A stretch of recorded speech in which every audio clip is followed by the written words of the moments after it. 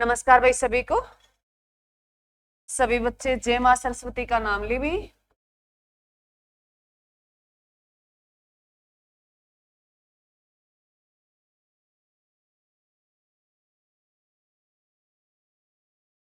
क्या पढ़ रहे हो अभी? हिस्ट्री। और हिस्ट्री में हमारा क्या चल रहा है मेरे बच्चे? मध्यकालीन।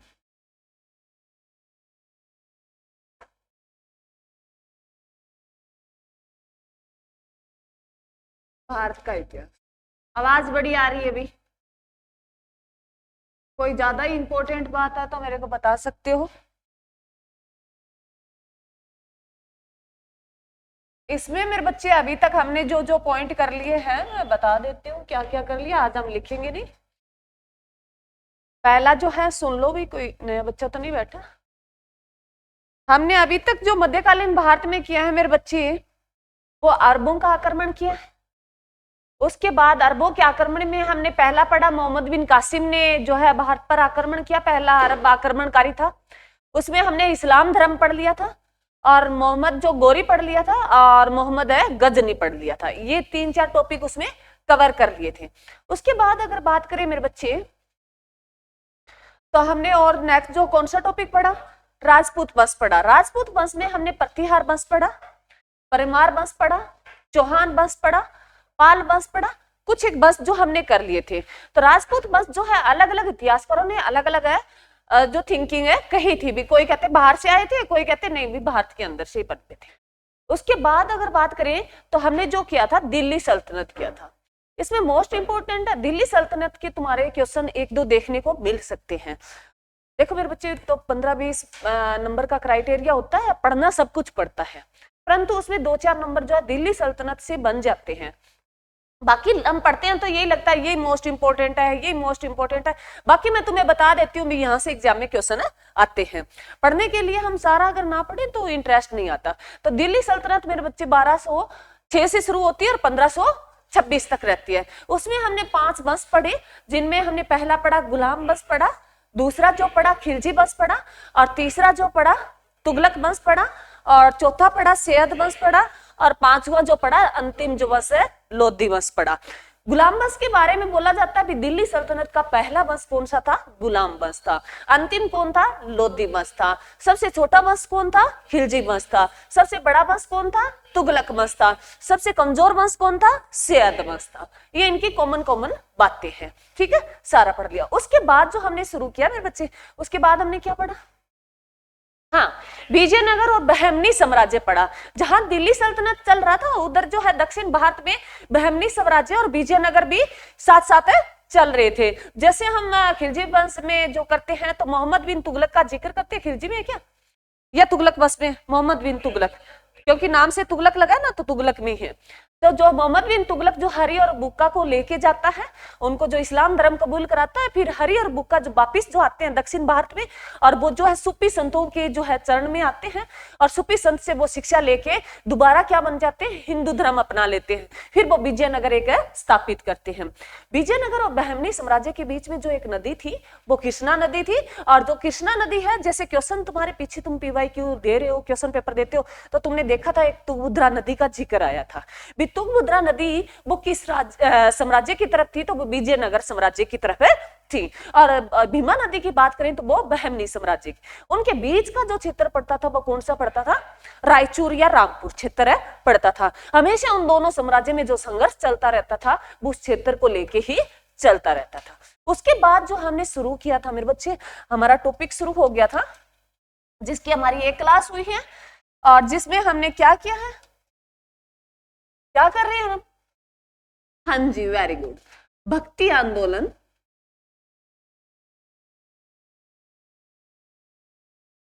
और हम 2 पढ़ेंगे सूफी आंदोलन।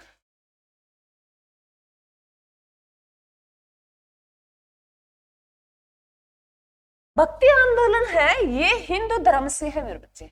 ये किससे संबंधित है? हिंदू धर्म से है। और जो है सूफी आंदोलन की बात करें तो ये मुस्लिम धर्म से होंगे। किससे? मुस्लिम धर्म से संबंधित, याद रखना। पहले हम भक्ति आंदोलन पढ़ेंगे, तो हमारा टॉपिक का नाम रहेगा भक्ति आंदोलन रहेगा।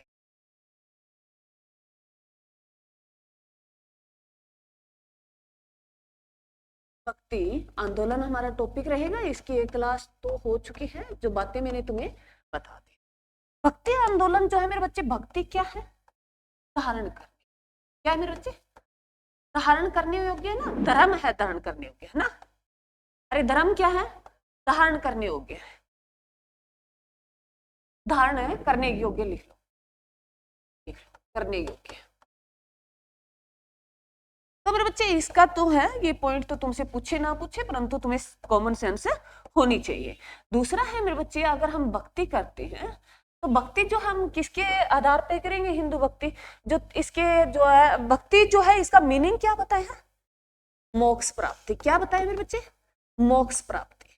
भक्ति का मीनिंग ही क्या है?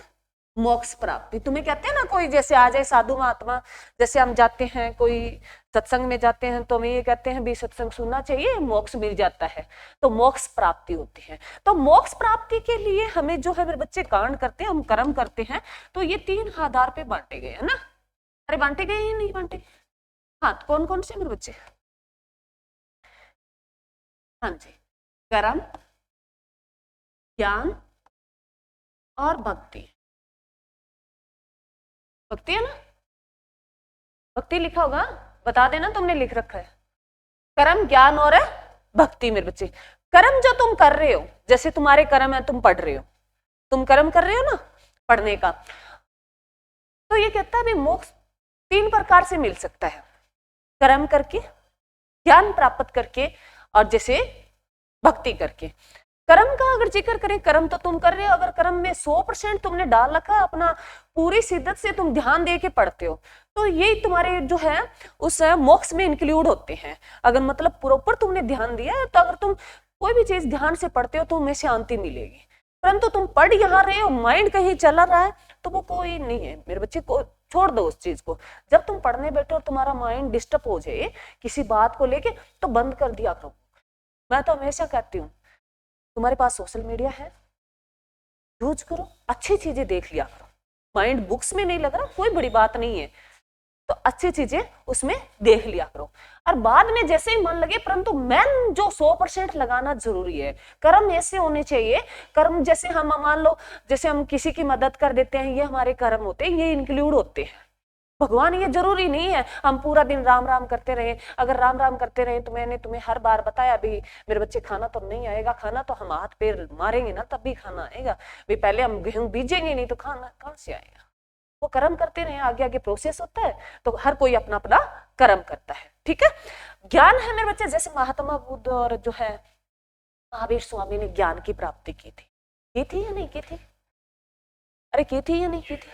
फिर उन्होंने ज्ञान प्राप्त किया, ज्ञान प्राप्त करके उन्होंने क्या किया? संसार में बांटा। अरे बांटा या नहीं बांटा? जैसे महात्मा बुद्ध है, तुम स्तूप देखते हो भी जो है। अब तो मेरे बच्चे हमारे यहाँ कम हो गया, चीन में बहुत खास है। और भक्ति की बात करें, जैसे तुम्हें बताता है हिमालय पर, जैसे तुमने प्रयागराज वाला जो मेला देखा था, कौन सा मेला देखा रे? कौन सा था प्रयागराज मेला का? महाकुंभ का मेला, जो 144 साल के बाद लगता है, और कुंभ का मेला 12 वर्ष के बाद लगता है। तो महाकुंभ का मेला लगा, तुमने देखा होगा, नागा साधु आए होंगे। अरे आए थे नहीं आए? बस वो भक्ति थी। वो उनके क्या थे, हमें पता ही नहीं भी कहाँ रहते हैं। वो पहाड़ों में रहते होंगे, कहीं जंगलों वनों में रहते होंगे। अरे रहते ना, आम तो नहीं थे वो, उस टाइम हमें देखने को मिले थे। तो मेरे बच्चे वो है, क्या है? भक्ति है। क्या है वो? भक्ति है। तीनों समझ में आई बातें? अरे समझ में आई? इसमें जो है मेरे बच्चे कहते हैं, भक्ति आंदोलन की जो शुरुआत की थी वो किसने की थी? शंकराचार्य ने। किसने की थी? शंकराचार्य ने भक्ति आंदोलन, भक्ति की जो शुरुआत की थी। शंकराचार्य संस्थापक माने जाते हैं। शंकराचार्य का जन्म कहाँ हुआ मेरे बच्चे? शंकराचार्य का जन्म कहाँ हुआ? और भक्ति में सुनना मेरे बच्चे, हम भक्ति पढ़ेंगे तो भक्ति का याद रखना, मैंने पढ़ा दिया। कई बच्चे जो आज बैठे हैं क्लास में, तो उनको लगेगा मैडम ने पूरा नहीं कराया, तो मैं थोड़ा सा पॉइंट बताती हूँ। भक्ति 2 प्रकार की होती है मेरे बच्चे। एक होती है सद्गुण भक्ति, एक होती है निर्गुण भक्ति। एक होती है सद्गुण भक्ति, एक होती है निर्गुण भक्ति। सद्गुण भक्ति होती है मेरे बच्चे मूर्ति पूजा होगी, जैसे हम करते हैं, जैसे पुजारी करता है फोट में लेके जैसे। और इस सद्गुण में हम दो पढ़ेंगे मेरे बच्चे, जैसे राम भगत पढ़ेंगे और कृष्ण भगत पढ़ेंगे। राम भक्ति का जिक्र करेंगे और कृष्ण भक्ति का जिक्र करेंगे। कृष्ण भक्ति का जिक्र करेंगे, राम भक्ति का और कृष्ण भक्ति का हम जिक्र करेंगे। जैसे तुम्हारे सामने जैसे राम भगत अगर की बात करें तो तुलसीदास का अगर हम जिक्र करते हैं, तुलसीदास जिन्होंने कौन सी पुस्तक लिखी रे? रामचरितमानस लिखी। तो जो है राम भक्ति में हम किसका जिक्र करते हैं? तुलसीदास का करते हैं, रामानंद का करते हैं।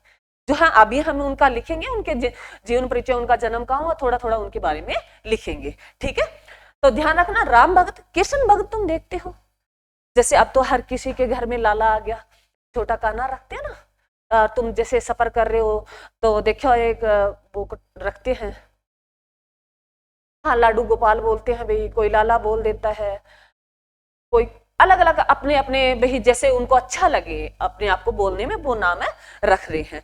तो मेरे बच्चे वो एक होता है भी, मतलब जुड़ी होती है उससे हमारी भावना, तो वो अलग बात है। ठीक है, और दूसरा जो है मेरे बच्चे निर्गुण में हम अगर पढ़ेंगे, इसमें कृष्ण भक्ति में पढ़ेंगे तो किन किन का नाम दिखाया तुम्हें? मीराबाई होगी, हाँ जी, और बोलो, सूरदास हो गए। मीराबाई, जैसे तुमने मीराबाई के बारे में बहुत सुना होगा, वो कृष्ण भगत रही थी और उसका जो जहर का प्याला था वो अमृत में बदल गया था। और जैसे सूरदास का तुम पढ़ते हो, सूरदास क्या थे मेरे बच्चे? अंधे थे। सूरदास क्या थे? उसी का, जैसे अगर तुम्हें किसी व्यक्ति को दिखाई नहीं देता, मतलब कम दिखाई देता है, बड़ी बड़ी चश्मा होती है, तो अगर उसके मतलब ऐसे वो गिर जाता है तो हम कहते हैं तू कौन सा सूरदास है, क्या देते हैं हम बड़े जो है। तो सूरदास है मेरे मतलब उसकी आंखें नहीं थी मेरे बच्चे, उसको दिखाई नहीं देता था, और वो हमारे यहाँ फरीदाबाद में जन्मे थे। सूरदास जो है, सिही में तुम्हें जैसे हरियाणा जी के पढ़ते हो तो सर बताएंगे तुम्हें सूरदास के बारे में, तो सिही में हमारे यहाँ फरीदाबाद में जन्मे हुए थे। तो वो बड़े कृष्ण भगत थे, उन्होंने बहुत सारी कहानियां लिख नहीं पाए परंतु बोले उसके लिखने वाले थे, तो उनकी बहुत सारी कहानियां है कृष्ण को लेके। उन्होंने जैसे हम पढ़ते हैं, कविताएं पढ़ते हैं, तो उन्होंने ऐसे वर्ड लिखे हैं, उसका मीनिंग हमने बाद में अलग अलग दिया है भी, ये कहना चाहते थे, परंतु उन्होंने अपने लैंग्वेज में कहा है भी उनके तो उनका रूप ही निराला है, उनकी तो हर चीज निराली है। तो ऐसे उन्होंने कविताएं बहुत सारी दी थी। उसके बाद अगर बात करें मेरे बच्चे निर्गुण भगवान की, निर्गुण भगवान में वो आते हैं मेरे बच्चे, जैसे कबीरदास का जिक्र करते हैं, कबीर का जिक्र करते हैं, और किसका जिक्र करते हैं मेरे बच्चे? नानक साहब का जिक्र करेंगे, और किसका करेंगे? हाँ, रैदास का, वेरी गुड, रैदास का जिक्र करेंगे। बहुत है, मैं ये नहीं कहती इतना जितना मैंने लिखा है उतना है, परंतु तुम्हें कॉमन सेंस होनी चाहिए भी, ये कैसे भगत थे उसकी पहचान कैसे करोगे तुम। जैसे कबीरदास है, कबीरदास के तुम दोहे पढ़ते हो, जो है आज भी संत महात्मा जो है कबीरदास के दोहे पढ़ता है। कबीरदास एक अच्छे उच्च कुल में जन्म लेता है और बाद में वो क्या बन जाता है मेरे बच्चे? एक जुलाहा बन जाता है, क्योंकि उसकी माँ जो उसे छोड़ आती है, जहां ये मिट्टी खोदने वाले नहीं होते वहां कहते उसको छोड़ आई थी, किसको? कबीरदास को। और कबीरदास जो कर्मों का फल है, कबीरदास को एक झूला जो है ये बुनने वाला है, तो वो उठा के ले जाता है और कबीरदास उनके घर में जो है अपना जीवन व्यतीत करते हैं और वो उसी को अपना माँ बाप मानते। बहुत छोटा बच्चा था, कहते कबीरदास को उन स्कूल में जन्मे हुए, फिर भी वो गरीबी में आना पड़ा उसको। और फिर कबीरदास ना उन्होंने बहुत सारी कहानियां, जितने भी संत महात्मा आएंगे कबीरदास जैसा अभी तक नहीं, मतलब उन्होंने उतनी कही। जैसे सिख धर्म में तुम नानक साहब की बात करो, ये कैसे थे? अकेश्वर, मतलब एक ही भगवान को मानते थे, किसी भगवान, वो कहते ऐसी कोई मूर्ति पूजा नहीं होती, एक ही भगवान है, उसी का रूप दिया है हमने, हम अपने नजरिए से देखते हैं। मैंने तुम्हें हमेशा कहती हूँ मूर्तियां बनाई किसने बनाई रही, उस मूर्तियों की तुम इज्जत करते हो। तो जैसे अगर मान लो जैसे गणेश चतुर्थी के दिन होता है, माता की पूजा करते हैं लोग, नदी में बहाते हैं, उधर नाले में, वहां फोटो में मिल जाएगी, तुम्हें मिल जाएगी ना। तो वो एक उन्होंने कहा ये कोई प्रकार की भक्ति नहीं है भाई, तुम उनको एक ही मानो, सब कुछ एक ही है, माने तो सब कुछ एक ही है, नहीं तो मेरे बच्चे तुम अलग अलग देखना चाहो तो कोई वो नहीं है, परंतु कर्म अच्छे होने चाहिए। ठीक है, अरे समझ में आया नहीं है? अरे आया नहीं? उसके बाद मैंने तुम्हें एक जो है टेबल लिखाई थी, वो पहले मैं टेबल लिख देती हूँ, मोस्ट इंपोर्टेंट है, सभी बच्चे उसमें साथ है बोलेंगे, मैं पहले वो टेबल बना देती हूँ। मैं जिस बच्चे से पूछूं पहले तो वो ही बताए, ये टेबल लिखाई थी मेरे बच्चे, और टेबल है, साथ साथ जो बच्चे आज बैठे हैं वो भी बना लेंगे और तुम्हारी भी कंप्लीट हो जाएगी। और यही है, वो एग्जाम में आएंगे, बस इसी से क्वेश्चन आएंगे। जो इसमें पहला हमने नाम लिखा था शंकराचार्य का लिखा था ना, पहले प्रवर्तक लिख लो, प्रवर्तक, उसके बाद मत लिख लो। पहले प्रवर्तक का नाम लिखेंगे मेरे बच्चे शंकराचार्य।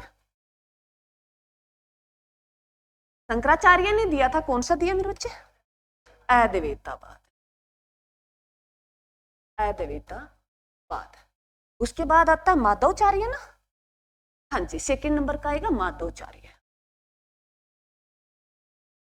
माधवाचार्य मेरे बच्चे इसने दिया था द्वैतवाद, इसने दिया था, क्या दिया था मेरे बच्चे, द्वैतवाद। मैंने एक गलती कर दी क्या, नहीं सही लिखा है,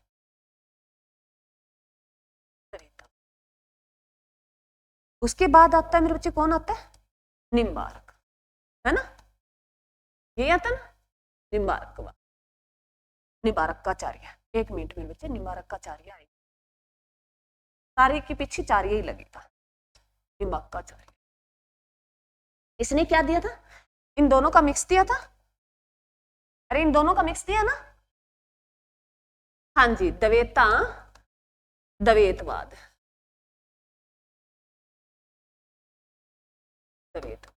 द्वैता द्वैतवाद। उसके बाद आएगा मेरे बच्चे, क्या आएगा, बल्लवाचार्य, बल्लवाचार्य ने क्या दिया, शुद्ध द्वैतवाद, क्या दिया, हाँ जी, शुद्ध द्वैतवाद। के बाद आएगा अंतिम रामानुजाचार्य ना, अरे आएगा ना, हाँ जी, रामानुजाचार्य। रामानुजाचार्य ने दिया है विशिष्ट द्वैतवाद,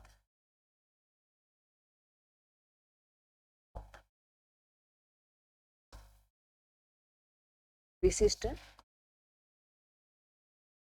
द्वैतवाद, ये आएगा।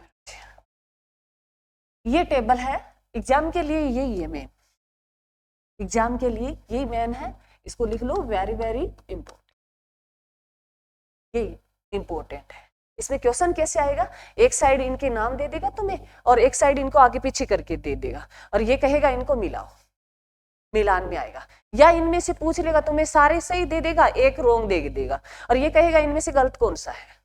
ऐसे क्वेश्चन आते हैं।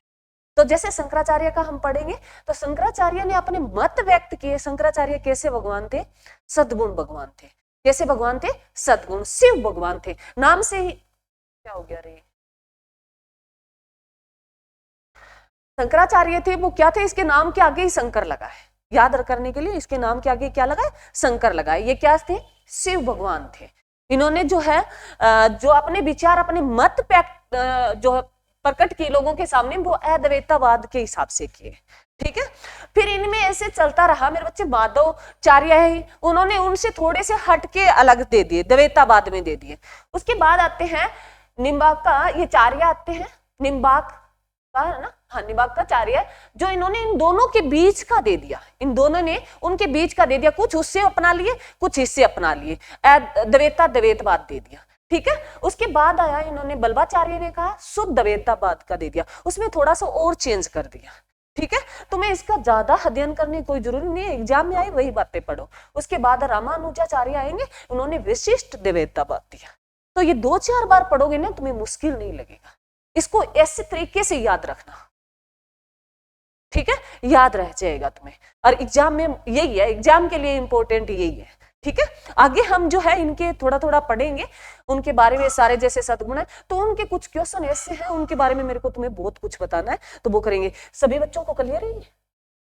फिर बच्चे देखो, इनमें अगर कोई ट्रिक बनाते हो, तो ट्रिक जो होती है ना, मैं तुम्हें एक बता देती हूँ, जितना तुम्हारा बेस होगा ना, ट्रिक ऐसे होते हैं एग्जाम में तुरंत काम आ गई ना, तब तो ठीक है ट्रिक है। अगर ट्रिक भूल गए ना तुम एग्जाम में, तो तुम्हारे कुछ ही काम की नहीं है, तुमने कितनी ट्रिक की हो। इसका अच्छा है तुम बेस बना लो अपना। मैं तो हमेशा ऐसे पढ़ती हूँ, मैं तो कभी ट्रिक से नहीं पढ़ी और ना ही मेरे को ट्रिक याद होती।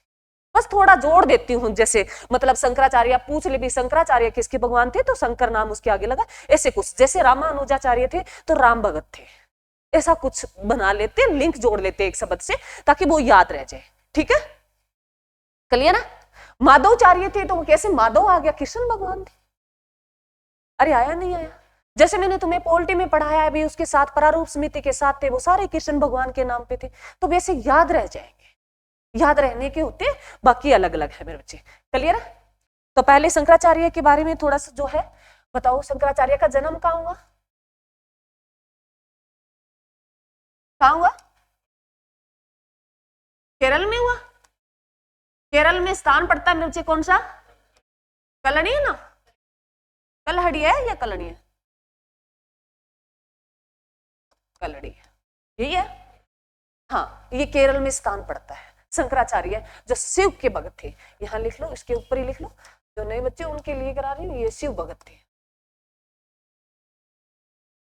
इस शिव भगत ने एक ट्रिक और दी थी, वो भी बहुत अच्छी है। शंकराचार्य ने जो मेरे बच्चे दिया था, मैं यहाँ लिख देती हूँ इसके साइड में। शंकराचार्य ना 4 पीठ स्थापित किए थे। शंकराचार्य ने क्या किए थे, 4 पीठ स्थापित किए थे। वो चारों दिशाओं में किए थे, भारत के चारों दिशाओं में। जैसे अगर मेरी बात करें मेरे बच्चे, उत्तराखंड के आसपास जो है कौन सा किया था, हाँ जी,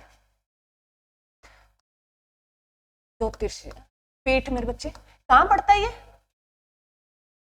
बद्रीनाथ। प्रॉपर स्थान लिखते, बद्रीनाथ। और बद्रीनाथ कहाँ पड़ता है, उत्तराखंड।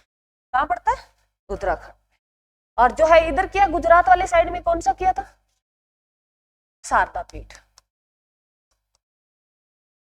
शारदा पीठ स्थान कौन सा है, द्वारिका। कौन सा मेरे बच्चे, द्वारिका। ये द्वारिका कहाँ पड़ता है, गुजरात वाले क्षेत्र में, गुजरात वाला क्षेत्र आसपास है। ठीक है। और जो है एक जो इधर पूरा साइड किया था वो कौन सा, पुरी में किया, कौन सा, उड़ीसा वाले क्षेत्र में क्या किया, गोवर्धन मेरे बच्चे।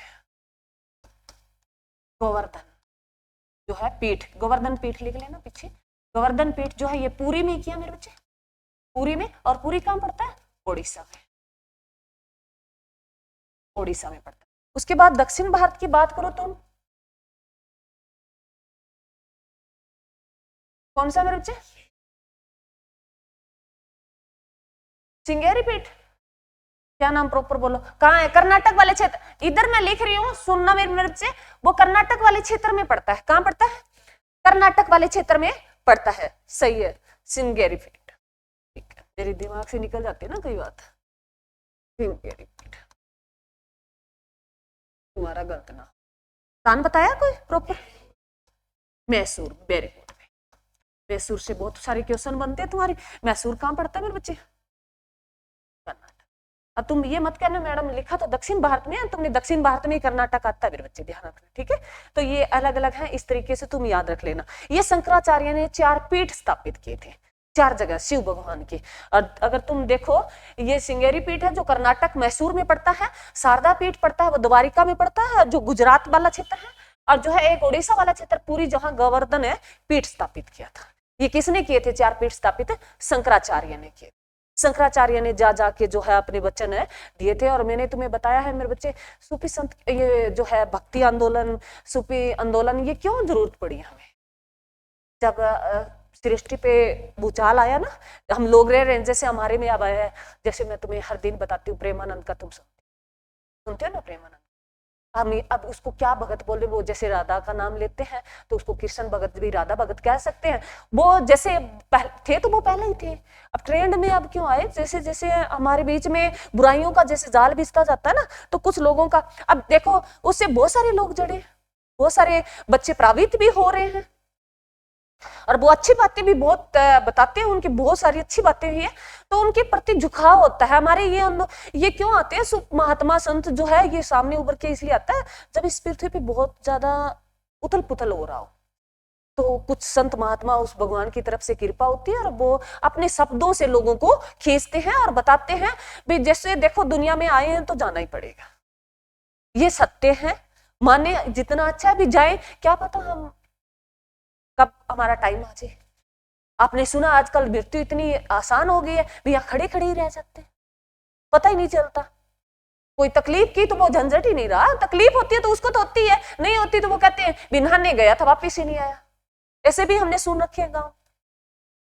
तो मेरे बच्चे ये चीजें कॉमन है, और पहले उस टाइम की थी। अब दौर अलग है थोड़ा सा, क्योंकि अब हमारे पास इतनी वैरायटी आ गई है, तो वैरायटी में वैरायटी, फिर अरे जो ये बीमारी है तो उनकी तो वैरायटी आई है, आई है नहीं आई? कैंसर तो पहले ही थी मेरे बच्चे, कैंसर क्या थी, पहले ही थी। ये नहीं है कैंसर अब आई है, कैंसर ने अब थोड़ा सा बढ़ावा दे दिया, पहले इतना केमिकल कहाँ था खाने में। अगर तुम बात करो हर चीज, कोई भी फ्रूट ले लो, हम सुबह फ्रूट लेने गए रेडी पे, देखा सारे प्रकार के फ्रूट थे, तो बिना सीजन के फ्रूट थे, बिना सीजन के फ्रूट थे। तो इतने फ्रूट आते कहाँ से? इतनी दुनिया में खपत भी बहुत होती है। भारत सबसे बड़ा देश है। जैसे आज तुमने अगर न्यूज देखी हो, न्यूज में पहली हेडलाइनिंग दी हुई थी भी यूएसए वापस करेगा पेनल्टी भारत को। क्यों करेगा? क्योंकि भारत है, मार्केट बहुत बड़ी है, भारत के पास लोग बहुत ज्यादा है, जहां लोग ज्यादा होंगे वहां हर चीज की खपत ज्यादा होगी, हर चीज की क्या होगी, खपत ज्यादा होगी। जैसे कोई भी चीज लगा लो, खाने की लगा लो, पहनने की लगा लो, सोशल मीडिया की लगा लो, कोई भी चीज लगा लो, तो वहां खपत ज्यादा होगी ना। तो भारत हर किसी को पसंद आता है, भारत है देश जो हर किसी को पसंद क्यों आता है। बाकी देश तो गरीब, तो और भी बहुत सारे देश है, तुमने देखा होगा, जैसे अफ्रीका वाले देश देखते हो तुमने, देखा होगा उनके जो है हमारे प्रधानमंत्री को सल्यूट करते हैं भी। हम इतने बड़े लोकतंत्र होने, इतने जनता होने के बावजूद भी हमारा देश जो है मतलब कैसे चल रहा है, लोगों को इतना प्रबंध करना। मान लो जैसे हमारे शादी ब्याह या कोई छोटा मोटा फंक्शन करना हो तो हमें कितना प्रोसेस लगता है उस टाइम को मैनेज करने में, बाद में हमें ये लगता है अभी थक गए, पैसे भी लग गए। तो व्यवस्था सरकार इतनी कर रही है, तुम्हें पता है पेट्रोल इतना आ रहा है, तो उनको सप्लाई करना भी तो बहुत टाइम लगता है। अरे लगता है, नहीं लगता? और हम कई चीजें तो ये देखते हैं, आकाश कैसे बना दिया, तुम सोच करो ये कैमरा कैसे बन गया रे, सोचा हमने कभी? सोचा पंखा कैसे बन गया, लट्टू कैसे बन गया? हमने तो बने बनाए देखे ना, और उसी का ही आनंद नहीं ले रहे हम, ले रहे हैं? कभी सोचा तुमने, कभी छत की तरफ देखा है? नहीं देखा। बस तुम दुखी होते हो ना तब देखते हो, ये गिर जाए मेरे ऊपर, लास्ट ये है, मैं इसके नीचे सो रहा हूँ। तुम हर चीज फील क्या करो भी। देखो, और डॉक्टर हमें नहीं समझ पाए, पूरी बॉडी को डॉक्टर समझ पाए नहीं, समझ पाए, आज भी नहीं समझ पा रहे इसमें कितने पुर्जे हैं, कैसे सप्लाई करता है हर चीज, कैसे वो मैनेज करता है, निकाल भी देता है, अगर यहां तक आ जाए ना वापिस भी करता है ना। तो कैसे करता है, कौन चलाता है इसको? क्या तुम्हारी रोटी चलाती है? नहीं, महावीर स्वामी कहता है खाना नहीं चलाता। एक दाने का 10वां हिस्सा लो, वो चावल का दाना होता है ना, वो कहते 10वां हिस्सा लो। अब चावल के दाने का 10वां हिस्सा कैसे करे? तो कुछ तो है ना, है ये नहीं है जो हमें चला रहा है, जो हमें ऐसा जीवन दे रहा है, दिन दे रहा है। और किसी से पूछ लेना, मैं बहुत दुखी हूँ जी, पूछो ना। मेरी कई बच्चे कहते हैं मेरी पोस्ट नहीं आई, पोस्ट का थोड़ा सा है, पोस्ट आ चुकी है मेरे बच्चे, थोड़ा सा मैं बता देती हूँ। जिनका सीटी है भी बताना तो पहले चाहिए था, आप बीच में बात आ गई। जिनका सीटी अच्छे खासे नंबर से हुआ है तो पोस्टें आ चुकी है, अलग अलग डिप्लोमे उनके लिए तो अच्छी है, और जो नहीं आई है तो जैसे मतलब नॉर्मल अगर तुम करो बीसीटी और +2 है तो फॉरेस्ट गार्ड की आई है, अच्छी वैकेंसी है। तो मेरे बच्चे ये जो है धीरे धीरे जैसे दे रहे हैं, ग्रुप डी का होगा तो इनमें अपना ये ना सोचे भाई, अब बच्चे ये बहुत सोचते हैं मैडम पोस्ट ही तो 80 है, मैडम पोस्ट ही 10 है, 1000 आए ना तब तक तुम भरना ना, फिर बैठे रहना। तो मेरे बच्चे कोशिश तो करो, एक ही लेनी है हमें, तो लेनी क्या है, एक ही लेनी है, कोशिश तो करो तुम। और कोशिश मेरे बच्चे, अब तुम कहो मैडम सीटी में 40 है, तो मेरे बच्चे वो मेरी थोड़ी गलती है, मेहनत करते हैं। हो सकता है किसी बच्चे ने मेहनत की हो, थोड़े नंबर कमाए, कोई बड़ी बात नहीं, के पास और भी चांस है, पर मेहनत करते रहो, ठीक है। तो मेरे बच्चे ये पीठ जो है अलग अलग जगह है, अलग अलग किया है। थोड़ा सा इनके बारे में मैं बता देती हूँ। केदारनाथ कहाँ पड़ता है, थोड़ा सा बताओ रे। केदारनाथ, बद्रीनाथ जानते हैं? अरे वो कावड़ लेके आते हो, कहाँ से लेके आते हो? हरिद्वार से लेके आते हैं। हरिद्वार कहाँ पड़ता है? उत्तराखंड में पड़ता है, हिमाचल में नहीं पड़ता। नहीं पढ़ता भाई? चल अच्छी बात है भाई, सभी को पता है। और अभी तो हमारे तो चलो कुछ नहीं है, हरिद्वार को हम खास मानते हैं क्योंकि हमारे पूर्वज वही रहते होंगे, कहते हैं ऐसा। तो मेरे बच्चे जो है सुनना, अरे ज्यादा मत जाओ, अब आ जाओ। उत्तराखंड जो है मेरे बच्चे, उत्तराखंड का पुराना नाम क्या था? उत्तरांचल था। उत्तराखंड का पुराना नाम क्या था? उत्तरांचल था। याद रखना मेरे बच्चे, उत्तरांचल से उत्तराखंड बना है। यहां से दो नदियों का उद्गम होता है, बेस्ट नदी है। दोनों नदियों के नाम बताओ। उत्तराखंड से दो नदियां निकलती हैं, एक गंगोत्री से निकलती है, एक यमुनोत्री से निकलती है। उत्तराखंड में दो स्थान पड़ते हैं, गंगोत्री से गंगा निकलती है, यमुनोत्री से यमुना निकलती है। याद रखना मेरे बच्चे, कई बार ये कॉमन सेंस की क्वेश्चन है, नॉर्मल ये भी तुम भूल जाते हो। तो ये उत्तराखंड से उनका उद्गम स्थल है, किसका? गंगा और यमुना का। गंगा जो है मेरे बच्चे, सबसे भारत की सबसे बड़ी नदी कौन सी है? गंगा नदी है। क्लियर? जो 2500 किलोमीटर बहती है क्या? 2525 किलोमीटर। ठीक है मेरे, उत्तराखंड की राजधानी बताओ। देहरादून। उत्तराखंड की राजधानी क्या? देहरादून। ठीक है, आगे आ जाओ। गोवर्धन मेरे बच्चे पुरी। पुरी का अब और जिक्र आएगा, हम आगे पढ़ेंगे तब। पुरी कहां पड़ता है मेरे बच्चे? ओडिशा में। ओडिशा का नाम बदल के क्या, पहले कौन सा नाम था? उड़ीसा बोला जाता, ऊ लगाया जाता था, अब ओ लगा दिया। ऊ की जगह क्या कर दिया? ओ कर दिया। पहले उड़ीसा बोला जाता था, ओडिशा।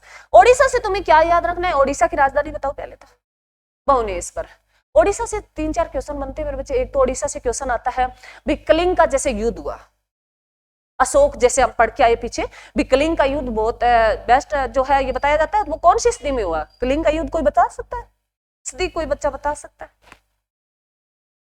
अगर तुमसे पूछ ले, देखो मैंने तुम्हें प्रॉपर बताया है भाई, युद्ध हुआ, तुम्हारा कॉमन सेंस काम करना चाहिए। सदी कौन सी थी? सदी तो तुम कर ही सकते हो।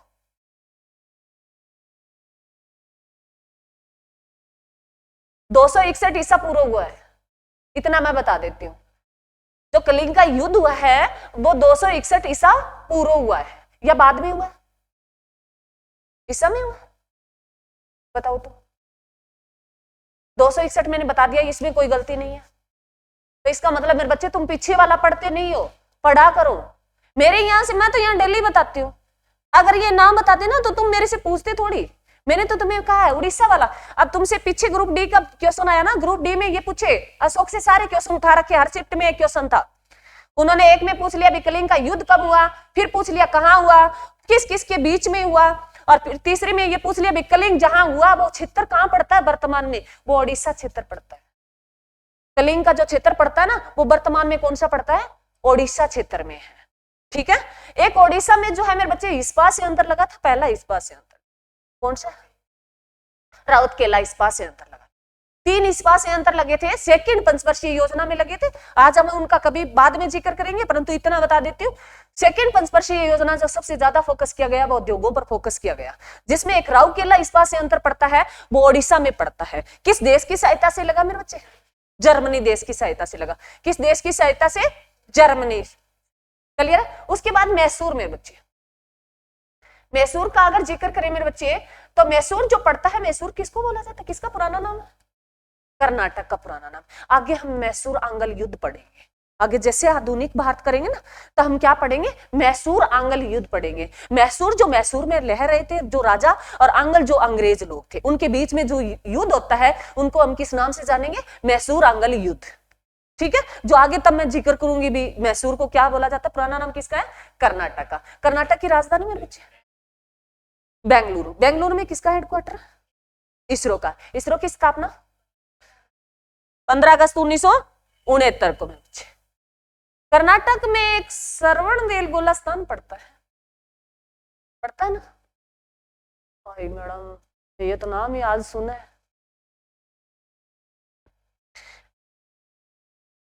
कर्नाटक में मेरे बच्चे श्रवण, बड़ा हो गया क्या, बेल गोला स्थान पड़ता है। श्रवण बेलगोला एक स्थान पड़ता है, वहां एक प्रतिमा लगी। और किसकी प्रतिमा लगी बताओ? बाहुबली की। Very good. जिसने बाहुबली मूवी देखी है तो श्रवण बेलगोला का जिक्र किया जाता है। बाहुबली मूवी देखी तुमने? नहीं देखी तो देख लेना, नाड़ मत ही लो, तुम्हारे पास टाइम है इतना। श्रवण है बेलगोला, बाहुबली जो मूवी है उसमें उस स्थान का जिक्र किया गया है। तो तुम्हें पता है कि वो राजा था तो कर्नाटक के आसपास का क्षेत्र का राजा था।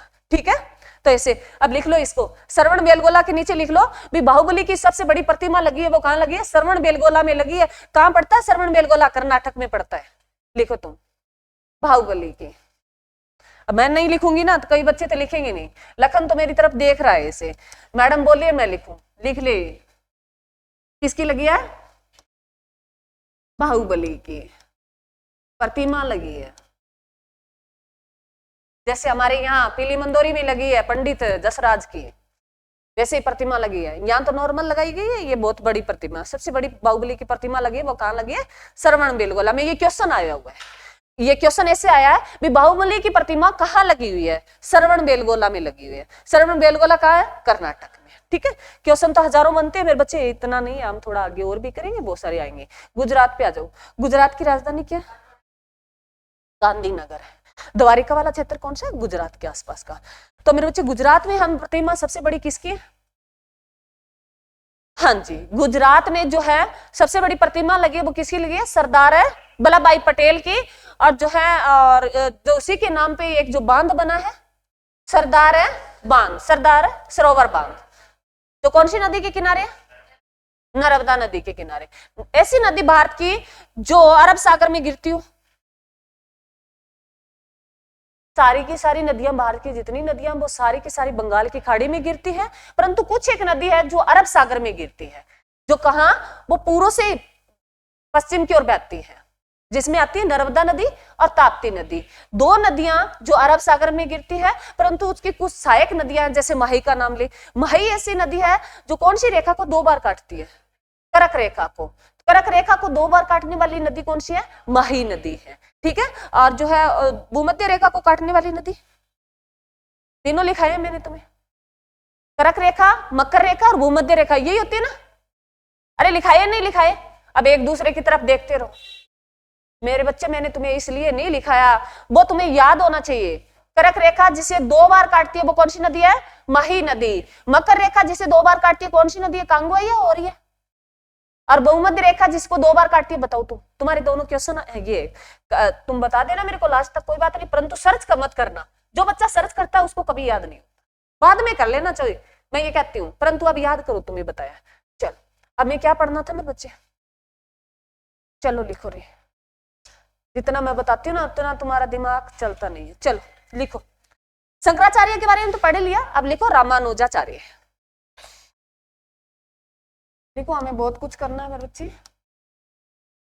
रामानुजाचार्य मेरे बच्चे, इसके बारे में लिख लेते हैं।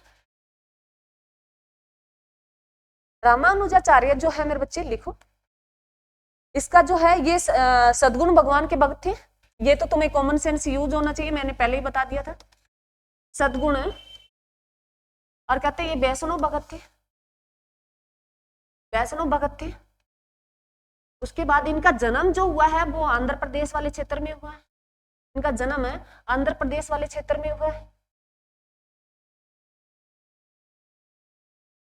इन्होंने जो किसकी रचना की है? अब बताओ, पीछे नहीं देखना तुमने, जो मैंने तुम्हें टेबल बनाई है उस टेबल में रामानुजाचार्य ने किसकी की है? विशिष्ट द्वैतवाद की।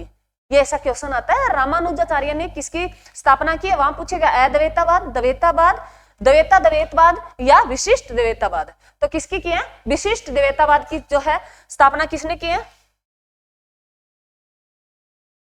हाँ जी, विशिष्ट है द्वैतवाद। याद रखना मेरे बच्चे, ये क्वेश्चन मत भूल जाना, वो टेबल तो तुम्हें याद रखनी है। ठीक है, आंध्र प्रदेश की राजधानी बताओ।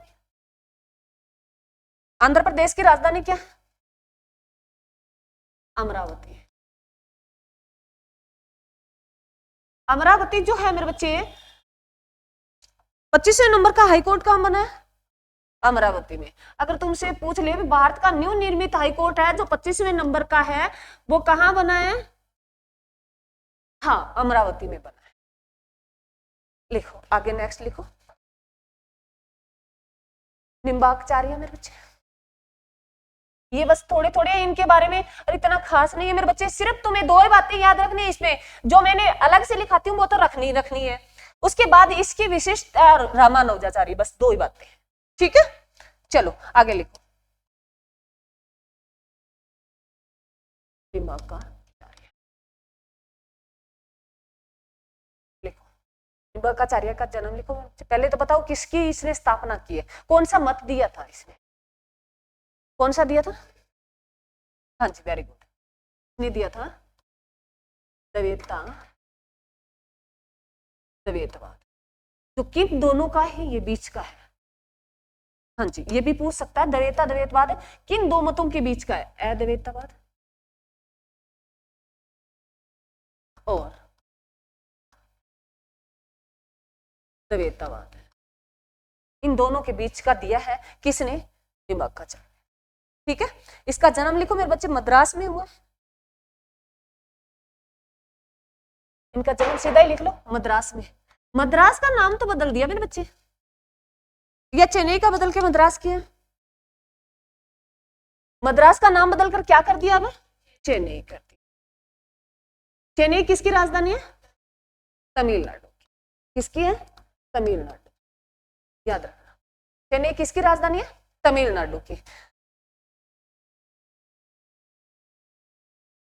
क्लियर मेरे बच्चे? तमिलनाडु जो है मेरे बच्चे, रामसर साइड सबसे ज्यादा कहाँ है? तमिलनाडु में। सबसे ज्यादा रामसर साइड भारत में किसमें है? तमिलनाडु में। तो यहाँ इसके नीचे लिख लो, जो बच्चे आज नहीं बैठे हैं, कुछ बच्चे जो अभी आए हैं, तो वो लिख लो। ऐसा क्वेश्चन बनता है मेरे बच्चे भी, रामसर साइड भारत में सबसे ज्यादा किस राज्य में है? तो तमिलनाडु में, रामसर साइड। मैं इसके पीछे लिख देती हूँ, सबसे ज्यादा, ये क्वेश्चन पूछ सकता है, सबसे ज्यादा रामसर साइड,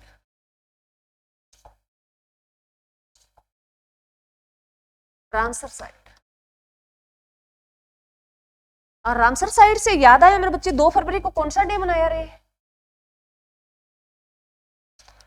बताओ रे मेरे, अरे तुम एक ना, कल कोई पढ़ के नहीं आया ना, मैं बताऊंगी कल तुम्हें। रामसर स्थान पड़ता है, कहां पड़ता है मेरे बच्चे? ईरान में पड़ता है।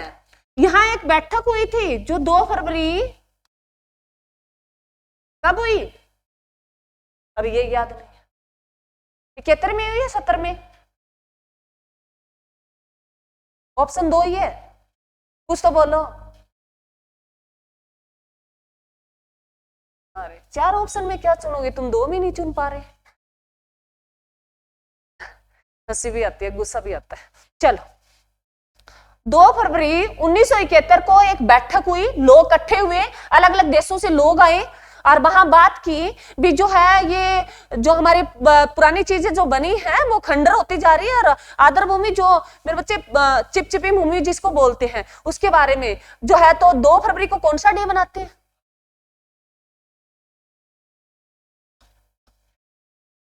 आदर भूमि दिवस, विश्व आदर भूमि दिवस मनाते हैं ना? हाँ जी, विश्व लगा लेना आगे, क्योंकि राष्ट्रीय भी पढ़ते हैं, अंतरराष्ट्रीय भी पढ़ते हैं। विश्व आदर भूमि दिवस कब मनाया जाता है? 2 फरवरी को मनाया जाता है। मैंने बताया तो है ना तुम्हें, मैं तुम पर ऐसे धाक मारती रहूं, बाद में कहो मैडम तो पता नहीं कहां से उठाती है। तो आदर भूमि दिवस कब मनाया जाता है? 2 फरवरी को मनाया जाता है, क्योंकि उस दिन क्या हुआ था, एक कन्वेंशन हुई थी जो रामसर में हुई थी। रामसर स्थान कहां पड़ता है? ईरान के क्षेत्र में पड़ता है। और बाद में इसकी घोषणा की गई भी आदर भूमि दिवस के रूप में मनाया जाएगा, लोगों को जागरूक किया जाता है उसके बारे में। अरे दिवस का मीनिंग ही क्या होता है, ये थोड़ी बताना हमें, एग्जाम के लिए थोड़ी बनाए जाते हैं, उनका कोई औचित्य तो होता ही है। अरे टारगेट तो होता ही है दिवस का, भी बढ़ावा मिले दुनिया में, तो उसको बढ़ावा देने के लिए, उसके बारे में लोगों को जागरूक करने के लिए दिवस मनाया जाता है, ना कि मेरे बच्चे कॉपी भरने के लिए। परंतु हम कॉपी भरने के लिए बनाते हैं, ना कि हमें कोई पता नहीं है, ठीक है। तो याद रखना मेरे बच्चे, ईरान जो है इसकी राजधानी और बता दो, तेहरान है। ईरान की राजधानी क्या है? तेहरान है, लिख लेना मेरे बच्चे, ठीक है। चलो, तो कहते हैं मेरे बच्चे, ये जो भगत थे, निवाक जो चार्य भगत थे, ये कृष्ण भगत और राधा भगत थे।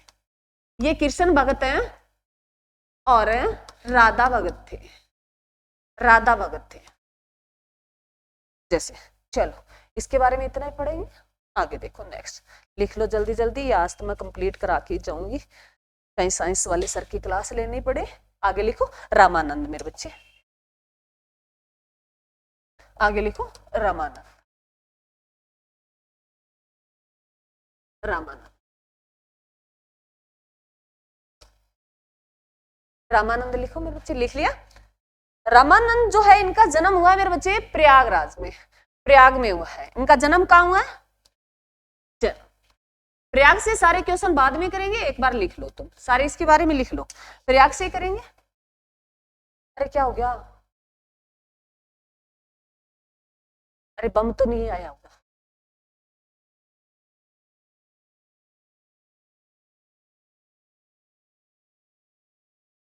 और कहते हैं ये उत्तर भारत में भक्ति को प्रसारित करते थे, उत्तर भारत में इनका जो है प्रयागराज कहाँ पड़ता है? यूपी में पड़ता है। ये जो, सॉरी मेरे बच्चे सुन लो, पहले सुन लो फिर लिख लिया करो। इनका जन्म हुआ है ब्राह्मण परिवार में, इनका जन्म जो है ब्राह्मण परिवार में हुआ है, प्रयागराज में हुआ है। प्रयागराज कहाँ पड़ता है? यूपी में पड़ता है। प्रयागराज में महाकुंभ का मेला लगा था मेरे बच्चे, थोड़ा सा 2-4 बातें लिख लेते हैं, उसकी पूछ ही लेता है, कई बच्चों को पता है परंतु मेरे को पता नहीं पता। प्रयागराज जो है मेरे बच्चे, यहाँ महाकुंभ का मेला लगा था, महाकुंभ का मेला लगा था, महाकुंभ का मेला लगा था जो मेरे बच्चे पिछले साल लगा था, जो 26 जनवरी से शुरू हुआ था, क्या नहीं 13 जनवरी से शुरू हुआ था। महाकुंभ का मेला 13 जनवरी से शुरू हुआ मेरे बच्चे और 26 फरवरी तक चला, 2025। और जो प्रयागराज में 3 नदियों का संगम बनता है मेरे बच्चे, कौन सी? गंगा, यमुना, सरस्वती। अब सुन लो इनके बारे में क्या याद रखना। ये जो गंगा और यमुना है ये तो बाहरी नदी है, बहती हुई हमें दिखाई देती है। कहते सरस्वती नदी है वो अंदरूनी नदी है, कहते दिखाई नहीं देती। 3 नदियों का संगम बताया जाता है, गंगा, यमुना, सरस्वती का, ठीक है। प्रयागराज में 3 नदियों का संगम, ठीक है, क्लियर है। और प्रयागराज कहां पड़ता है? यूपी में पड़ता है। महाकुंभ का मेला लगा था जो 13 जनवरी से शुरू हुआ था, 26 फरवरी 2025। और जो है मेरे बच्चे ये जो है कितने साल के बाद लगता है? 144 वर्ष के बाद लगता है। महाकुंभ का मेला जो लगता है वो 144 वर्ष के बाद लगता है। इसी के नीचे लिख लो, कुंभ का मेला जो लगता है मेरे बच्चे, कुंभ का मेला जो लगता है वो 12 वर्ष के बाद लगता है, 12 वर्ष के। ऐसे नॉर्मल क्वेश्चन भी गलत हो जाते हैं हमारे एग्जाम में, 12 की स्क्वायरिंग कर देना वो बड़ा हो जाएगा, महाकुंभ हो जाएगा, ठीक है। अरे क्लियर है? तो तुम्हें मेरे बच्चे जैसे नाम से ही क्लियर हो रहा है इसका, अगर कहो तो रामानंद जो है राम भगत थे। कैसे भगत थे? राम भगत थे। तो कैसे थे? निर्गुण थे या सद्गुण थे? सद्गुण थे। तो याद रखना मेरे बच्चे, कॉमन पूछा जाता है भी, अगर तुम्हें रामानंद का नाम दे दे और तुमसे पूछ ले भी रामानंद कैसे भगत थे, सद्गुण थे या निर्गुण थे? सद्गुण थे। मतलब राम को माना तो सद्गुण जो मूर्ति पूजा है तो उसको, ठीक है। निर्गुण जो है होता है उनका कोई भगवान नहीं होता, वो एक ही मानते हैं सभी को, ठीक है। अरे क्लियर है? रामानंद के बारे में एक लाइन है मेरे बच्चे, कहते हैं उन्होंने उत्तर भारत में जो है भक्ति की भावना फैलाई वो हिंदी भाषा में फैलाई थी। हिंदी भाषा में भक्ति के जो विचार दिए थे उन्होंने, अपनी लैंग्वेज जो प्रयोग की थी वो हिंदी भाषा की थी। हिंदी भाषा में भक्ति का प्रचार किया था। तुम अपनी लैंग्वेज में लिख लेना, मैंने दोनों बातें बता दी। उत्तर भारत में प्रचार किया क्योंकि प्रयागराज में जन्मे तो उत्तर भारत के हो गए, और उन्होंने किस भाषा का प्रयोग किया? हिंदी भाषा का।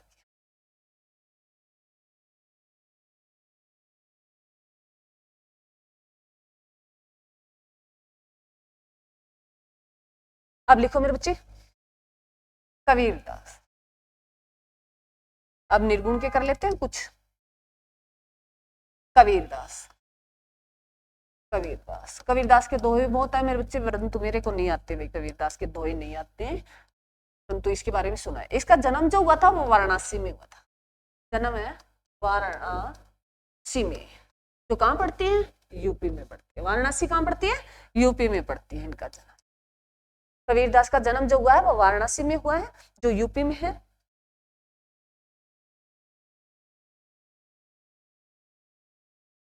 क्लियर में बच्चे? कैसे भगत थे? निर्गुण भगत थे। भगत की बात करें तो कैसे थे? निर्गुण। अब सुनो मेरे बच्चे, इसके बारे में एक थोड़ा सा उपवाद है, पहले सुन लेना, फिर जो है सवाल करना अगर तुम्हारा कोई सवाल हो। मेरे को नहीं लगता तुम्हारा कभी कोई सवाल होता है। सुनो, ये कहते हैं भाई कबीरदास जो भगत थे ना, इसके गुरु थे कबीरदास के, वो रामानंद थे। रामा मां लगा लेना, रामानंद थे। अब तुम कहोगे रामानंद तो राम भगत थे, बस यही था मेरा क्वेश्चन। परंतु कहते हैं इन्होंने जो अपना गुरु बनाया मेरे बच्चे, जरूरी नहीं है गुरु का ही पालन शिष्य करे, शिष्य चेंज भी तो कर सकता है ना।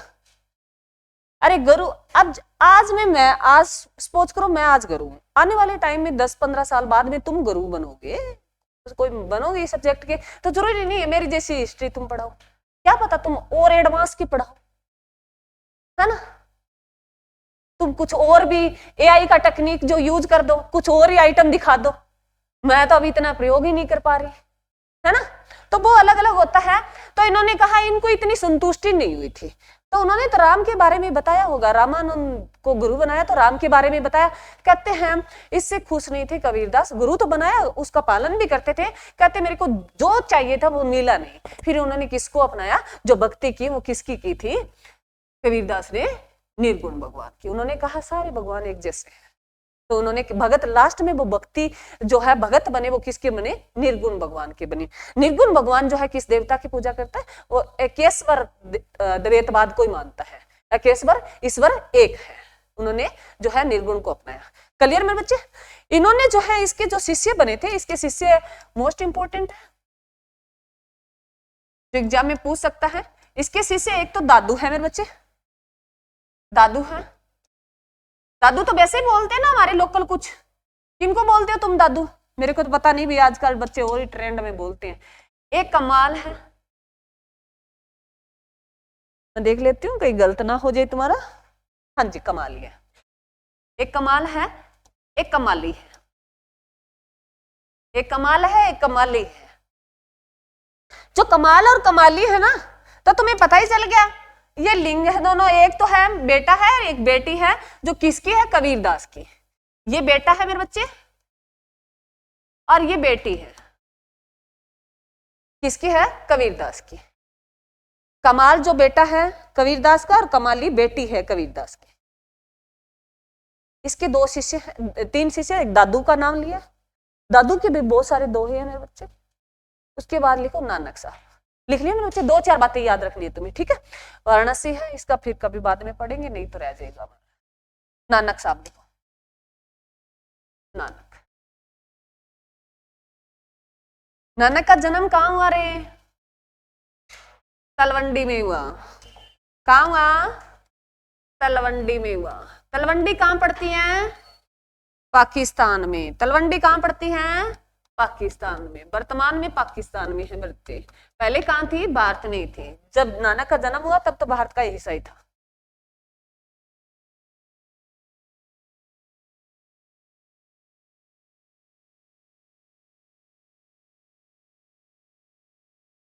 मृत्यु कहाँ हुई? करतारपुर में हुई। मृत्यु कहाँ हुई? करतारपुर में हुई। मृत्यु लिख लेना मेरे बच्चे, पीछे मैंने लिखा नहीं, आगे लिख लेना। उसके बाद ये कैसे थे? निर्गुण भगवान के भगत थे। कैसे थे? निर्गुण भगत थे, निर्गुण भगत थे। और वैसे कहें तो सिख समुदाय के क्या थे?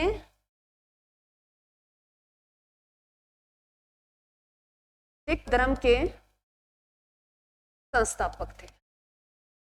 सही बोला है आपने, गलत नहीं बोला। गलत बोल तो ये मैं ही बोल जाती हूँ उधर से। सुनो मेरे बच्चे, नानक साहब का जन्म याद रखना, तलवंडी में हुआ, मृत्यु करतारपुर में हुई, और जो है ये सिख धर्म के संस्थापक माने जाते हैं नानक साहब। नानक साहब की मैंने तुम्हें बहुत सारी कहानियां बताई है, 2-4 तो पुराने बच्चे बहुत जानते हैं। नानक साहब जैसे मैंने तुम्हें मक्का और मदीना पढ़ाया था तभी बताया था ना।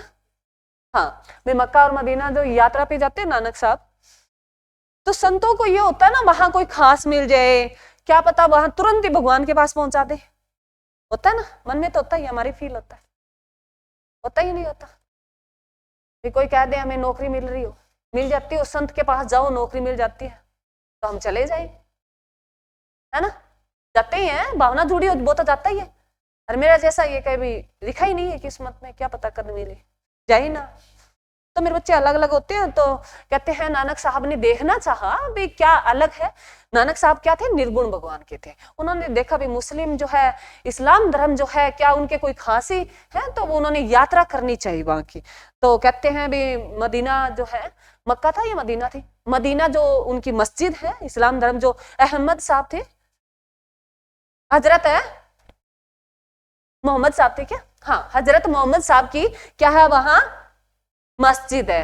कहाँ है, मदीना में। मक्का और मदीना पड़ता कहाँ है,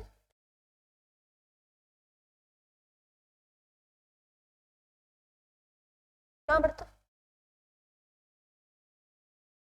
सच में नहीं पता तुम, सच में नहीं पता तुम्हें,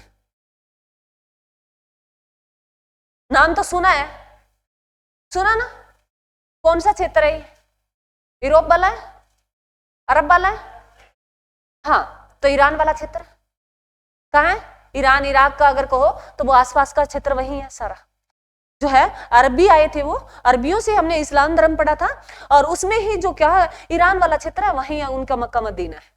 वो इस्लामी जो है, हमारे तो ये पाकिस्तान वाले तो कुछ है ही नहीं, ये तो नाम मात्र के हैं, इनका तो पता ही नहीं, कोई भरोसा ही नहीं है। खास मुसलमान एरिया है, तो वो एरिया है मेरे बच्चे ईरान इराक का, तुमने देखा होगा, वो खास मुस्लिम, मतलब कट्टर, अगर तुम कहो अफगान वाले देखना तुम, कट्टर मुस्लिम, ये तो कुछ नहीं, ये तो वो बिना पिंदे वाले हैं, उनको तो बस खाने के लिए रोटी मिल जाए, बाकी कुछ नहीं चाहिए। फिर ये लड़ाई चाहिए, बम उनके घर में गिड़वा लो, रोटी दे दो और ये कह दो बम अपने घर में गिरना, गिर देते हैं, उनको कोई मतलब नहीं है खाने के लिए।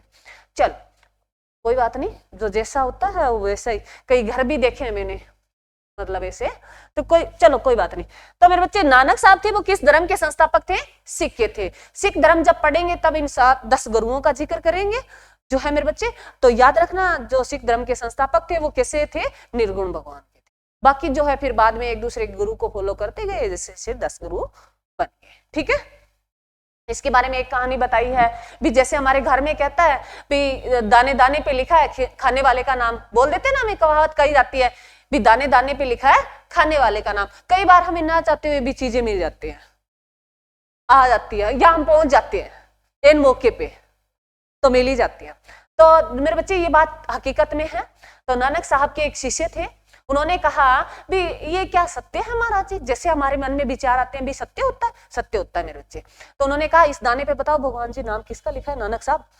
तो नानक साहब ने देखा, तो मेरे बच्चे गुरु स्पष्ट बात नहीं बताते, जो हमारे संत होते हैं ना, हम जाते हैं, तुमने देखा हो तुम्हारे मंदिर में जैसे कोई पंडित जी थोड़ा, मेरे बच्चे ये कहानी मैं तुम्हें बताती हूँ, और तुम ऐसे भी देखना, जैसे हम कहते हैं ना ये आसपास जो है वो फलाना पंडित देखता है, मतलब कोई डोरे, मतलब तुम बिलीव करते होंगे, मैं बहुत कम करती हूँ, परंतु मैं तुम्हें बता देती हूँ सत्य भी होता है, वो होता है सत्य। थोड़ा सा भक्ति भाव में ज्यादा जुड़ जाए ना, तो भगवान उनको कुछ, जैसे वेस्ट बंगाल में जाओगे ना, तंत्र मंत्र वाले लोग वो वहां ज्यादा मिलेंगे। वो तंत्र मंत्र वाले लोग होते हैं, भगवान तक पहुंचने के स्टेप होते हैं, भगवान तक है पहुंचने के स्टेप होते हैं, तो वो कुछ स्टेप चढ़े होते हैं, कुछ स्टेप चढ़े होते हैं, फिर वो क्या कर जाते हैं, बीच में जादू टोना शुरू कर देते हैं, वो अपना रोजी रोटी कमाने लग जाते हैं। जब रोजी रोटी कमाने लग गए तब भगवान उनसे ताल्लुका तोड़ लेते हैं, तो बीच बीच के घूम रह जाते हैं। जैसे तुमने सुना होगा भूतिया सेता है, अरे सुने भूतिया सेते हैं, जैसे शमशान भूमि में रात को जाते हैं, खिलाते हैं,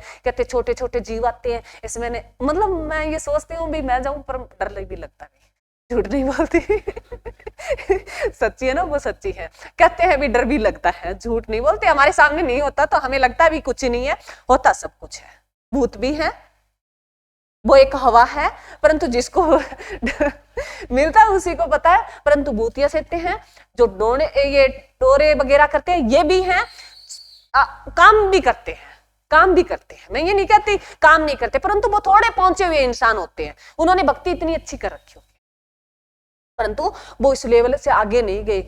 इस यहाँ टोड़े ये करते हुए अगर वो थोड़ा सा इनको छोड़ के आगे जाते हैं ना, तो भगवान तुरंत मिल जाते, परंतु बहुत चलता नहीं है, सृष्टि का खेल है, भगवान बाधा देता है बीच में ताकि बंदा देखे भटके या नहीं भटके, वो हर चीज की परीक्षा लेता है।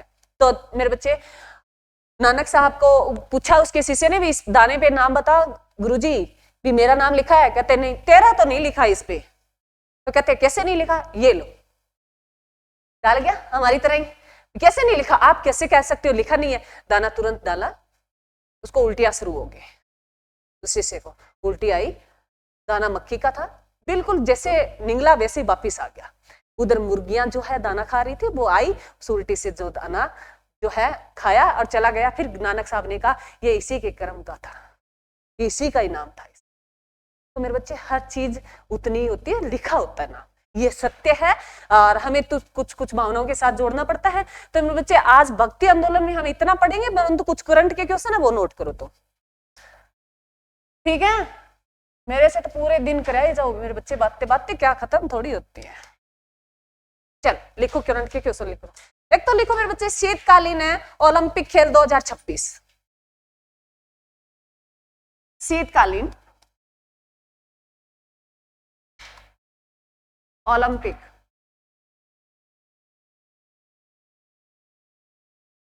खेल 2026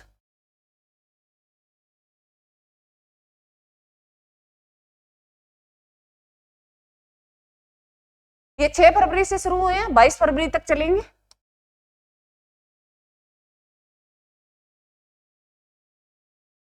होस्ट इसका जो कर रहा है वो देश है इटली मेरे बच्चे, होस्ट देश है वो क्या है? इटली है। इटली की राजधानी बताओ रे मेरे बच्चों। इसका होस्ट देश है वो क्या है? इटली है। नेक्स्ट क्वेश्चन लिखो मेरे बच्चे, ग्लोबल टीचर प्राइज 2026 है, इटली की राजधानी बता देना, मैं लिख दूंगी। क्या है? रोम। वेरी गुड, बहुत अच्छे बच्चे पढ़ने लगे। रोम इटली की राजधानी है मेरे बच्चे, रोम। ग्लोबल है, टीचर है, प्राइज 2026 का किसे मिला? कोई बच्चा बता सकता है? करंट पढ़ी हो किसी? टाइम ही नहीं मिलता मैडम। नागी है मेरे बच्चे, नाम बताते हूँ, प्रॉपर लिख देंगे। हाँ, रूबल नागी है, रूबल है, नागी को मिला है। इसके नीचे एक क्वेश्चन और लिखना चाहूंगी, मैंने शायद तुम्हें बता दिया है। ग्रैमी अवार्ड किसे मिला है 2026 का? पीछे नहीं देखना, जिस बच्चे को पता है वो ही बताएं। ग्रैमी अवार्ड जो है संगीत के क्षेत्र में दिया जाता है, 2026 का किसे मिला है? दादू, मैं बता देती हूँ ना, बताओ। दलाई लामा को मिला है। लिख लो, मेरे लिख तो रखा है तुमने, परंतु तुम्हें याद नहीं है। सुनो मेरे बच्चे, सुनने पे ज्यादा फोकस किया करो। ग्लोबल टीचर प्राइज मिला 2026, वो रूबल नागी को मिला है। ग्रामी अवार्ड जो दिया जाता है संगीत क्षेत्र में दिया जाता है ना, संगीत क्षेत्र में दिया जाता है, अब 2026 का मिला दलाई लामा को मिला है, दलाई लामा को मिला। दलाई लामा कहां का है? तिब्बत वाले क्षेत्र का, तिब्बत वाले क्षेत्र का है।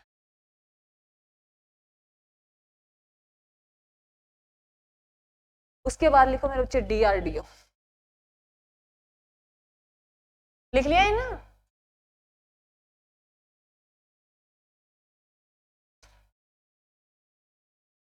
डीआरडीओ, एक तो पहले तो मेरे को फुल फॉर्म बता दो डीआरडीओ की,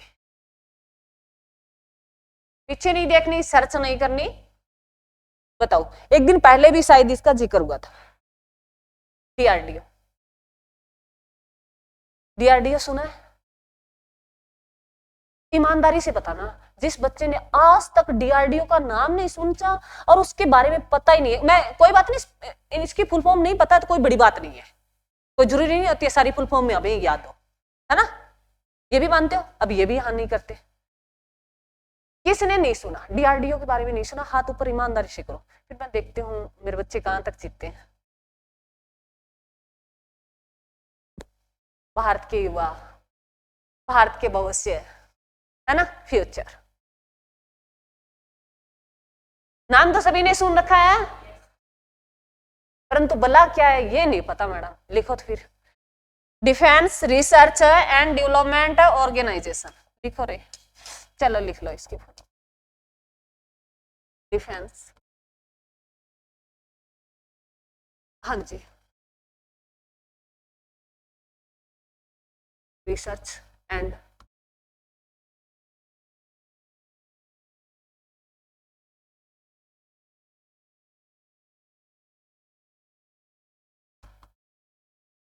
एक मिनट में थोड़ी पीछे कर लेंगे,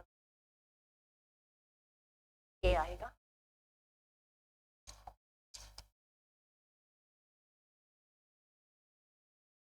ये लिख लो, एग्जाम में ये भी आता है, ये फुल फॉर्म भी आती है। डिफेंस, डिफेंस क्या होता है हिंदी तो बता दो। तुम अंग्रेज हो, मैं थोड़ी पुराने टाइम की हूँ, मेरे टाइम में इतना अंग्रेजी का महत्व तो नहीं था, तुम्हारे टाइम में ज्यादा है।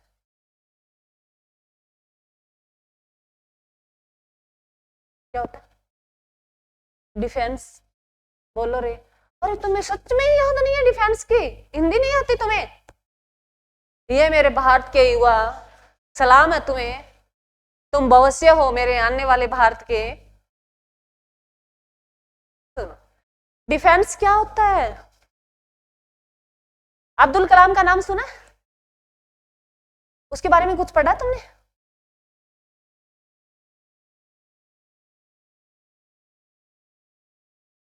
पढ़ा उनके बारे में?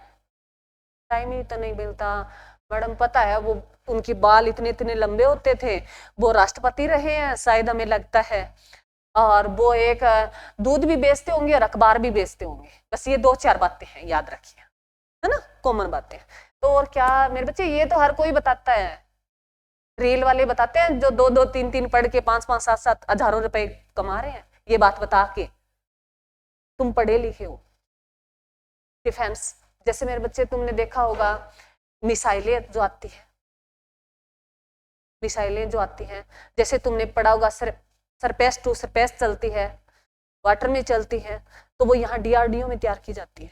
रिसर्च मतलब उस पर डिफेंस, जो मतलब ये तुमने नहीं देखी, जैसे कोई भी मिसाइल देख, मिसाइल का नाम सुना? जैसे हमारे आर्य शीर्षा में गिरी थी पीछे, पाकिस्तान और भारत का युद्ध चल रहा था, हुआ तो नहीं परंतु फीलिंग तो ले रहे, हमने माहौल तो पूरा बनाया था। ऐसी बात नहीं है, पूरा लोगों को बताया गया, बिजली काटी गई, फिर हॉर्न सुनाई दिया, तो हमारे जो पुराने थे जिनको नहीं पता था वो इतने घबरा गए, बस परमाणु बम यही आएगा, जैसे फीलिंग ऐसे दिलवाई थी हमें, दिलवाई नहीं दिलवाई। तो तुम सपोज करो मेरे बच्चे, तुम उस टाइम को तुमने जिया नहीं है, तुमने देखा नहीं है, तुमने तो घर वाले, मेरे घर की बताती हूँ, मेरे घर में ऐसे मेरी सास कहती सच में ही आएगा, मैं कहती कौन आता है हमारे पास, क्या है क्या है, वो वहां डालेंगे जहां सरकार का सिस्टम बड़ा है, जहां से, जैसे यहाँ ज्यादा सिरसा साइड में क्यों हुई, यहाँ आर्मी का है, पता नहीं है, भी हमारी मिसाइलें चलती है इधर से तो है। एक बार तुमने पीछे सुना होगा मिसाइल, जैसे उसकी ट्रेनिंग दे रहे थे तो वो मिसाइल जाके पाकिस्तान में गिर गई थी, क्योंकि टारगेट ही पाकिस्तान को करा था, और वो वैसे मतलब देख रहे थे ना भी चलती है नहीं चलती, वो आगे पीछे हुई, बटन दब गई, मिसाइल सीधी पाकिस्तान। फिर कहा भी गलती होगी, किसी बच्चे ने दबा दिया, मतलब फिर बहाना तो बनाना ही पड़ता है ना। तो वो मिसाइलें तैयार होती है, वो यहाँ तैयार होती है इस डीआरडीओ में होती है, बहुत बड़ा है ये डीआरडीओ क्या है, परंतु इसमें तुमसे क्वेश्चन क्या आएगा, तुम सुनो रे, सर्च करके देखना, तुम्हें बहुत बताएगा। डेवलपमेंट होता है विकास करना, ऑर्गेनाइजेशन होता है एक संगठन होता है, ठीक है, ये इसका है। तो पहले तो इसकी स्थापना लिख लो मेरे बच्चे, इसकी स्थापना लिखो, इसकी स्थापना हुई है 1 जनवरी 1998 को, 1 जनवरी 1998 को। 1 जनवरी कभी नहीं पूछा, 1998 पूछ सकता है तुमसे, बहुत बार पूछा है। डीआरडीओ की स्थापना कब हुई है? 1998 में हुई है। हेडक्वार्टर कहाँ पड़ता है? 98 बोल दिया क्या? 58 है, लिखा तो सही होगा, बस ठीक है। ये बात तो तुम्हें बड़ी आती है ना। हेडक्वार्टर, चलो हेडक्वार्टर नई दिल्ली में मेरे बच्चे, हेडक्वार्टर कहाँ है? नई दिल्ली में। हेडक्वार्टर कहाँ है? नई दिल्ली में। डीआरडीओ की फुल फॉर्म होगी, बहुत बार पूछी गई है, इसकी स्थापना पूछी गई है, इसका हेडक्वार्टर पूछ लिया गया है, और जो है मेरे बच्चे इसके अध्यक्ष और बता दो। वेरी गुड, ये तो आगे से बच्चे पढ़ के बैठे, मैडम ये पूछेगी जरूर। मैं लिख देती हूँ मेरे बच्चे, ऐसे ही लिखना। वर्तमान में अध्यक्ष,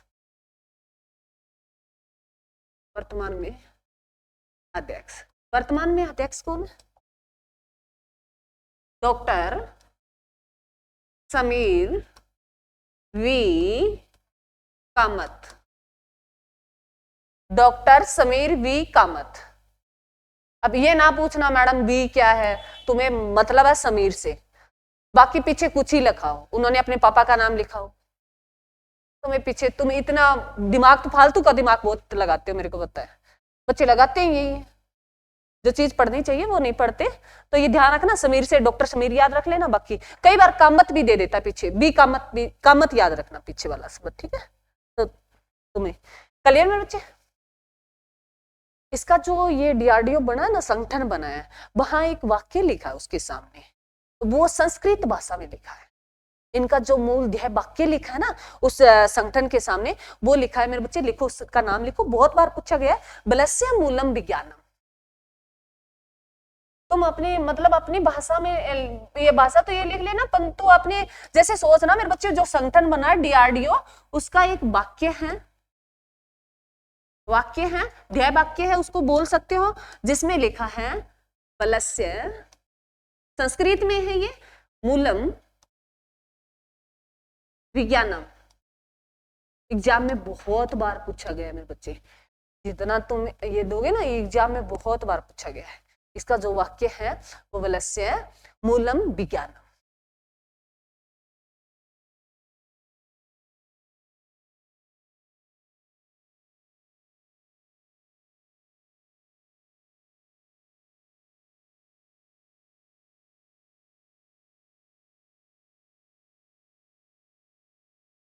लिख रहे हैं?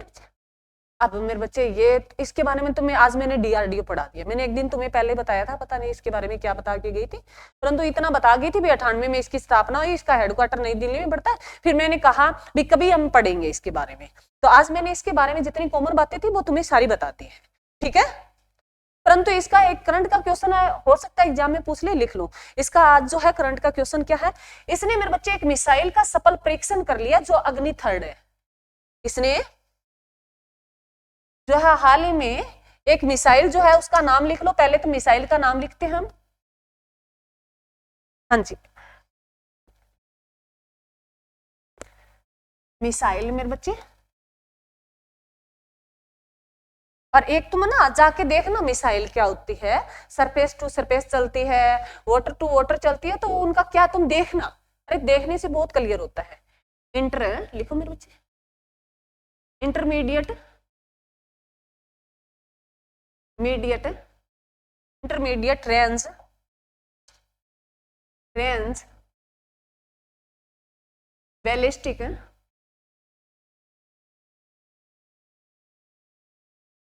इंटरमीडिएट है, रेंज है, बैलिस्टिक है, मिसाइल है। मिसाइल का सफल परीक्षण किया है, परीक्षण किया है किसका मेरे बच्चे, अग्नि थर्ड का। किसका? अग्नि थर्ड का।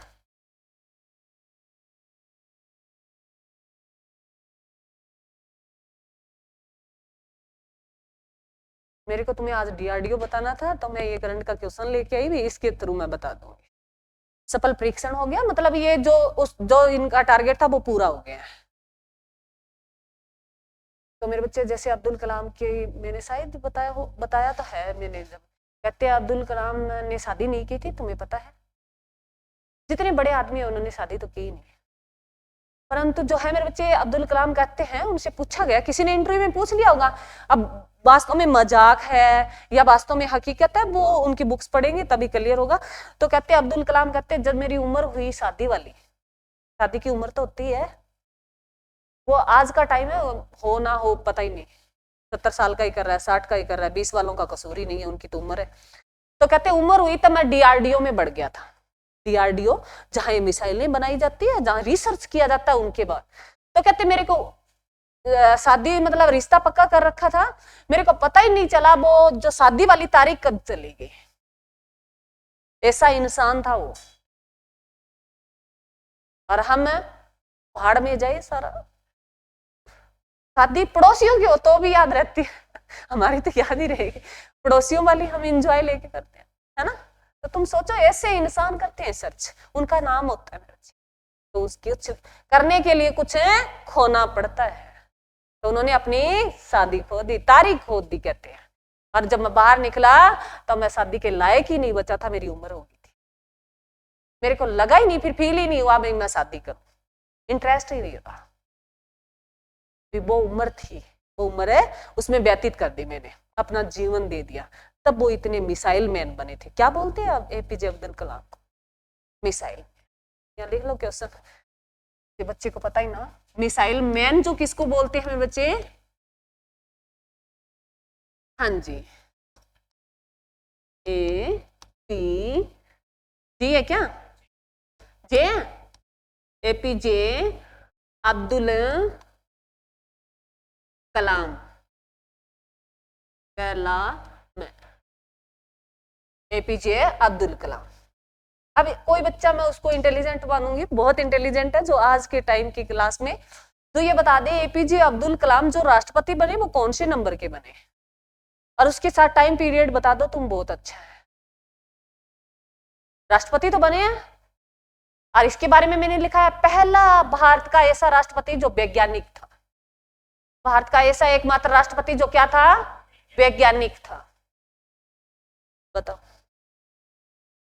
बनाया? चलो नए बच्चों को नहीं बताया, उनको पोल्ट्री पढ़ाई। बोल बोल 11वां बना था।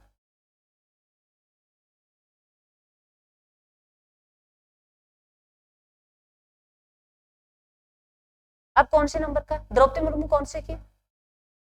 15वीं है। तो द्रौपदी मुर्मू से पहले कौन था? रामनाथ कोविंद था। उससे पहले कौन था? 14वें नंबर का आ गया ना रामनाथ कोविंद। उससे पहले 13वें का कौन था? प्रणब मुखर्जी था 13वें नंबर का। 12वें नंबर का कौन था? प्रतिभा थी। प्रतिभा थी। प्रतिभा से पहले कौन था? APJ Abdul Kalam. Very good, तालियां बजाओगे इसके? अरे ताली तो बजा दो, तो याद रह जाएगा। अब दोबारा बताती हूँ। 11वें नंबर का पहला राष्ट्रपति कौन है भारत का? डॉक्टर राजेंद्र प्रसाद। पहला कौन है? डॉक्टर राजेंद्र प्रसाद। उसके बाद 11वें पे आ जाओ। जब एपीजे अब्दुल कलाम राष्ट्रपति थे ना, मेरे को याद है जो असेंबली होती है ना, अरे प्रेयर में कराते हैं ना, अभी बोलते कोई न्यूज़पेपर पढ़ता है कोई, तो मैं +2 में थी, शायद +2 में थी, +1 में, मेरे को इतना कंफर्म नहीं है, परंतु उस टाइम राष्ट्रपति थे ये। उस टाइम है राष्ट्रपति थे। तो किसी बच्चे से क्वेश्चन पूछा गया, जैसे क्वेश्चन पूछते हैं आजकल बच्चे असेंबली में, भाई क्वेश्चन पूछा गया अभी वर्तमान में हमारे राष्ट्रपति कौन है, तो किसी बच्चे ने जवाब दिया था एपीजे अब्दुल कलाम। उस दिन से मेरी याद है अभी एपीजे अब्दुल कलाम राष्ट्रपति थे, और मैं याद रखती हूँ। जो कौन से नंबर के थे? 11वें के थे। 12वें की कौन थी? प्रतिभा पाटिल। भारत की पहली महिला प्रधानमंत्री प्रतिभा पाटिल, राष्ट्रपति, सॉरी राष्ट्रपति। और जो उसके बाद प्रणब मुखर्जी थे, फिर रामनाथ कोविंद थे, कोविड के टाइम में वही चल रहे थे। उसके बाद जो अब कौन है? द्रौपदी मुर्मू चल रही है, जो 22 से अब कब तक रहेगी? 27 से। और कोई और दुर्घटना होती है वो उसका हमें पता नहीं है। वर्तमान में कौन है? द्रौपदी मुर्मू। क्लियर मेरे बच्चे? थैंक यू मेरे बच्चों।